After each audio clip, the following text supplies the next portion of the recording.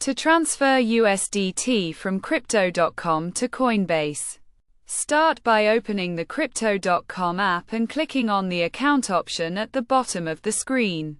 From there, select the wallet option and choose USDT, ensuring you have a sufficient balance in your account.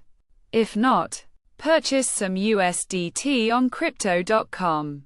Next, click on the transfer option, and a window will appear with deposit and withdraw options. Select withdraw.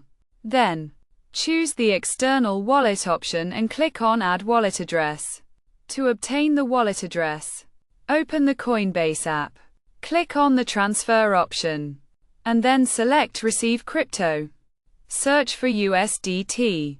Click on the receive button, and copy the wallet address. Paste the wallet address into the Crypto.com field and ensure you have selected the correct network, matching the one used for USDT on Coinbase. Click Continue, then Withdraw, and enter the amount you wish to transfer. Review the details, including the network, wallet address, and amount, and confirm the withdrawal. Once confirmed, your USDT will be transferred from Crypto.com to Coinbase.